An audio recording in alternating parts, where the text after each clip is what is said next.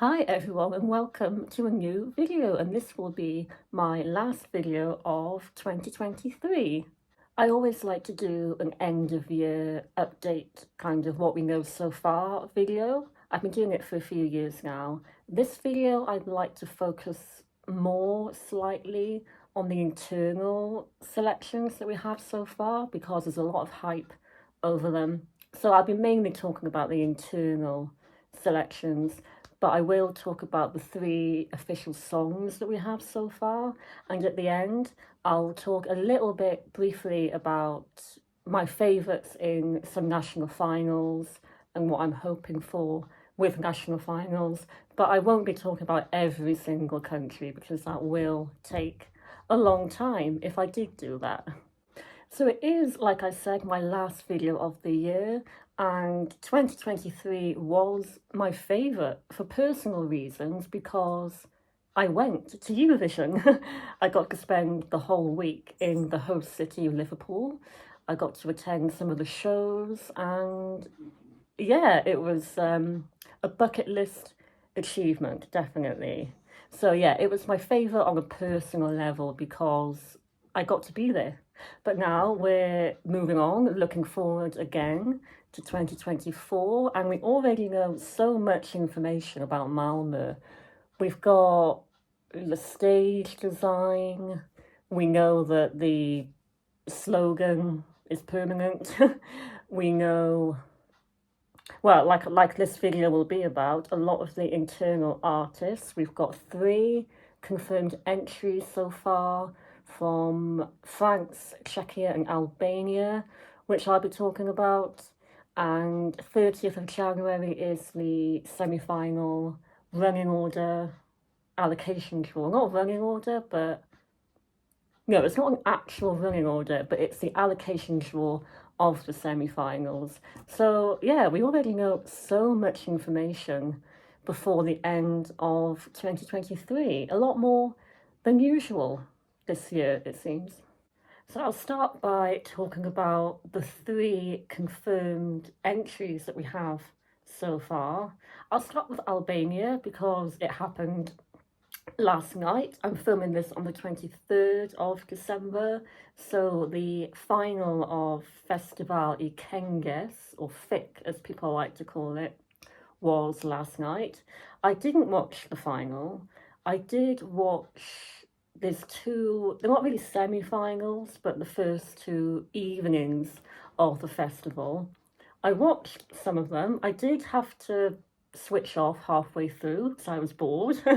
Not a great selection, really. Yeah, I didn't feel like I wanted to watch all of it because I found a lot of them boring. But yeah, I didn't feel like I wanted to watch the final. I wasn't that interested. The format is very complex because it's kind of like you get a winner of the festival, but that's not the winner that goes to Eurovision. There's like a separate Eurovision winner, a televote winner, I think. So the song that is going to Eurovision from, is it Bessa, I think her name is? I actually really, really like this. This was, from what I heard, my favourite. This song, I've actually been listening to it quite a lot between it being revealed, released on Spotify, and now. So last night, I think I listened to it like 5 times in a row. I just kept pressing repeat because it's just so addictive, I find. Like the melody of that chorus is just so catchy. It's been stuck in my head. So, I mean, I don't think this will be a popular song in the lineup this year, but for some reason, I'm really like it. I'm really enjoying this, and I'm glad that it won. Now, Albania usually, or actually always pretty much, between now and Eurovision, they revamp their song. And most of the time, the revamps are really good, actually. Last year, Douye by the Kelmendi family, I loved that. Like, it grew on people so much between December in Fick and by the time it got to Liverpool. They just did such a good job with the staging in Liverpool. You know, the revamp, the whole performance, it just came together so well. And it did quite well in the end, you know, with televoting. I think it got like 50 televote points, which is, you know, quite good actually. So I think they did such a good job with that song last year with that final Eurovision staging. So maybe this will get a revamp too, because a lot of the time they do. I think things don't always need a revamp though. I think some things don't need to be changed. And what I really hope is not changed with this song is the language. I hope they don't change it to English.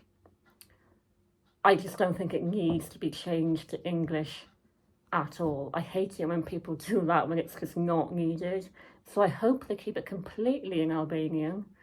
But I'm sure they'll probably change it in some way. So yeah, that's Albania, and I like it. Good job. Um, and now we go all the way back to the start of November. I think it was November the 8th when France just suddenly dropped both the artist and the song unexpectedly on us by Salman called Mon Amour. And I still don't know why they did this so early. Did we ever find out why they did that? Why did they make that decision to bring out this song so early in November? You know, what's the benefit of that? I still don't get that. If anything, I don't know if it's a good thing actually, because it makes people kind of forget about it. Not everyone, you know, I mean, it all depends how it goes at Eurovision. Um, but it does make you kind of bypass it a little bit when it's been out already for so long. Um, but it is good, you know, it's very like typical French chanson, kind of like Barbara Pravi. Um, it'll do fairly well, I suppose, but I don't think it will be a favourite of mine throughout the whole thing. I can't see it being up there as one of my favourites. I'm still confused as to why they did this so early. I don't get that at all. But yeah, I think it'll be a good performance, yeah. And then we have the winner of the Czech national final, which was Aiko with Pedestal. This was definitely not what I would have chosen at all. In fact, it was actually one of my least favourites of all of them. So, yeah, I'm not a fan of this. I mean, you've got that live performance, which was awful. And I know people say, oh, you know, don't judge it on those live performances, which you shouldn't, but it was bad. um, I can't see this doing well, to be honest. I know it's too early to tell. It's too early to call it a non-qualifier. And I'd love to be proven wrong, but I'm not predicting good things for this, to be honest. People say, oh yeah, the live was bad, but the studio is one of the best out of all of them. And I'm not sure if I agree. Even the song itself, I'm not a huge fan of. It's just kind of, it's just there. Like it's not doing much for me. So I hope they can improve it. To say it needs, you know, a revamp is a bit of an understatement, really. I don't know how it's going to work on the big stage. But Czechia are quite good at surprising us, actually, with staging. Think of Lake Malawi. You know, that turned out brilliantly for them in the end. So, yeah, I hope to be proven wrong. But, yeah, it's not my favourite Czech entry at all. Whereas last year was my favourite Czech entry ever. So those are the three that we have so far. And feel free to let me know in the comments below your top three so far out of those three. I think mine would be, and I feel so bad for saying this, I'm probably the only person in the world that has got, at the moment, Albania at the top, and then France, and then Czechia. Or maybe France, Albania, Czechia, but I do like Albania's song at the moment, so yeah, that could be an unpopular opinion, but that will definitely all change when we get more songs. So those are the three we have for now. But now I'd like to talk more about the internal artists that have been revealed lately. I've spoken about Ollie Alexander in a separate video all about him and the UK.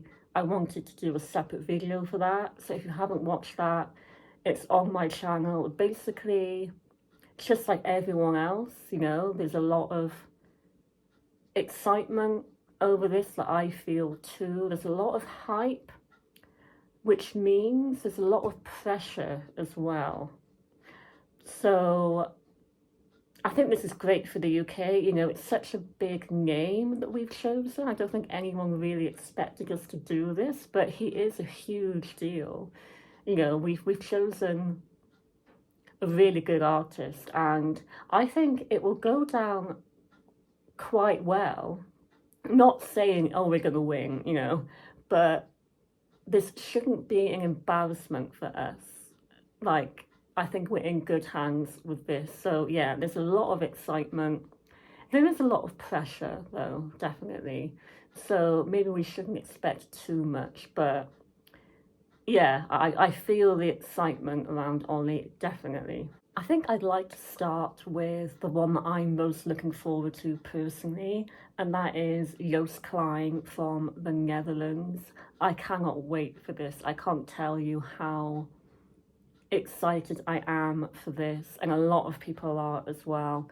For those of you who don't know, because not everyone will know, but I'll go back to the story of Joost Klein and his journey towards Eurovision. So if you have Twitter and TikTok, then you probably have, or you're very likely to have seen his campaign for going to Eurovision, which started all the way back in the summer. I think it was August, where he revealed he's applied. And then ever since then, between now and then, I don't think I've ever seen anyone so desperate to go to Eurovision as him. It's a little bit like Electric Callboy for Germany a few years ago, but on a much bigger scale, like even more than that. This was like a huge campaign for him to represent the Netherlands. He used hashtags in all his social media, Eurovision 2024, made loads of TikTok videos saying, I really want to go to Eurovision. There were petitions in the Netherlands, I think, in local radio stations to get him there. And he even made merch for his concerts that said Joost Klein for Eurovision 2024. And that makes me think, actually, did he know, not all along, but did he know earlier than we thought he did? Maybe, because to be that confident in going and not actually know, it just seems a bit too confident. So maybe he did actually know a lot earlier than we thought he did. Or maybe he is just very confident. I only knew him because of the song Freezing Young, which went viral. It went to #1 in Germany. But I've been listening to his other songs as well, and I really like them.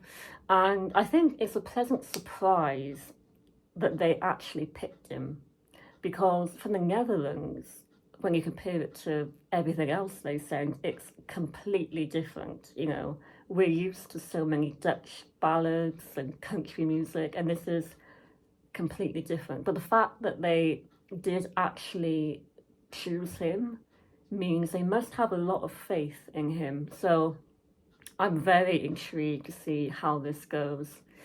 People are calling him the new Kalia, which I think it's unfair to call him a copycat of Kalia, because that's not fair, you know. His music is different, you know, it's not exactly the same. It is quite different, actually, if you actually, you know, listen to it. And he's been around for quite a few years before Karia. So, yeah, you know, people compare things to other things too much. But what I do think the Karia similarity is not the music so much, but the personality and the charisma and the hype around him as, you know, as a character. I think that is what does make you think of Karia, and that is the way that he will kind of be the new Karia in terms of that popularity. But I don't think it's fair to just call him a copycat of Karia. So yeah, there's a lot of hype over this. He will be very popular, I think. And with the whole Karia thing, again, I think if you were a fan of Karia last year, I think a lot of Karia fans will become Joost Klein fans this year. And I am one of those people that does apply to me. So yeah, I can't wait for this. It's going to be fun. I do need to talk about the others as well, though, but I can't wait for Joost Klein. Can't wait. So we've also got Belgium, Musty. We've known about him for a long time, all the way back in the summer. I'm not sure what to expect from him, really. I think it would be like dark pop, like typical Belgian dark pop that we get from them quite a lot, like Loic Noté, Blanche, maybe. I don't think it will be upbeat like Gustav. Might be a bit more darker. That's just the kind of vibe that I get, but I don't know what to expect really. But it does give me like the Belgian Loic Noté dark pop kind of vibe. So yeah, I'm not sure what to expect from that. I think the song is out in February, I think they said. We also know about Cilia from Cyprus, who I think is part Australian, just like Andrew Lambo last year, actually. What I kind of worry about with this, she's very young. I think she's like 17. And that kind of makes me think, will the song sound too young? Will it be too kind of junior Eurovision? Is she inexperienced? Because what I worry about is I think of Stefania's song for Greece in 2020, which was Supergirl, and I didn't like that. I thought it was really childish and very junior Eurovision. Hello, this is Sebastian. Thank you. Yeah, so I just worry, like, will it be like that, like too young sounding? I'm sure it will be a bop, you know, I think we know it will be an upbeat bop, but yeah, my expectations are kind of low because I'm kind of worried about the fact that she might be inexperienced, and yeah, I don't know, but you know, you never know, it could be like another Fuego for all we know. But yeah, good luck to Cilia. We've also got Marina Saki from Greece, and I am really looking forward to this. I didn't know who she was before, but I went to listen some of her most well-known songs, and they're really good. She's really cool. It's very Greek sounding, you know, very ethnic sounding, which is good because that's what we need from Greece. That's what we've been hoping for. So I just hope it will be like that, like her other music. But again, what worries me about this is that she has been inviting people to make the song for her and send them to her. So that makes me think, does that mean it won't be original to her sound? You know, what if they end up giving her a generic English song? That's not what we want, because that is not what her music is like, you know. I think her Eurovision entry should be like her other music, which is very Greek. Right, okay. I know that she has been rejecting what she's been given so far, which is a good sign, I guess. It means that she has got some control over it. But yeah, I just hope that she's not just given an English song that doesn't have Greek elements in it, because that's what we want from Greece, that's what we're missing, and it's what her music is like. So yeah, I hope it doesn't go down that route. But if it is like her other stuff, then this could be a really big opportunity for Greece. So I hope they don't mess it up. We've also got Raven from Slovenia announced a few weeks ago. And this is a name that has been mentioned before. A lot of fans have been hoping for her and have talked about her before. It's because she's taken part in the national final a few times over the past few years. I'm not really familiar with that though, because I don't usually watch Slovenia's national final when they do have one. So I don't think I've heard her name before, but I don't think I've seen her national final performances. But the concept of this, because we know a little bit about her song, it's called Veronica. It's about an actual woman who was a witch or accused of witchcraft. So that immediately got me interested. I thought, oh, this is my kind of thing, like dark folklore, spooky, ethereal, spiritual themes. Like this is me all over. I can't wait if it is going to be like that. Her style is very interesting. It looks like she's an opera and classical singer as well. So there could be some opera elements, could be very creative. I'm really looking forward to this. On paper, it sounds really good. I'm intrigued. So this could be she could be one of the internal selections I'm most looking forward to after Joost and Ollie. So I have now talked about all of the internal selections that we have so far, including the 3 songs from Albania, Czechia, and France. So this lineup is looking really good so far. I mean, you've got Ollie Alexander, which in itself is like, wow. You've got Joost Klein from the Netherlands. You've got Raven for Slovenia. We may end up even having the Roop for Lithuania. The Roop are coming back to their national final. Constructor is taking part again in Serbia's national final. So it could be turning into like an all-stars edition of Eurovision. I mean, you might even end up getting Kino or Kano back in Melodi Grand Prix for Norway. I wouldn't be surprised at this point. So it is looking very promising so far. I just want to talk a little bit now about some of the national finals that we've got coming up, the ones that have released their songs for them. So that's Eesti Laul, Estonia. I won't talk about Malta, there's just no point. But Benidorm Fest for Spain. My favourite for Estonia, again, it's Ollie. Like, this has to be Ollie's year, surely. And may we end up getting 2 Ollies in Eurovision, Ollie Alexander and Ollie from Estonia. If that's what has to happen, that's what has to happen. You know, I really hope that Ollie can win this. But I know there is another song in Eesti Laul that's very popular. It's the one with that really long title. It's called like the band are called 5 Minutes or 5 Minutes or something.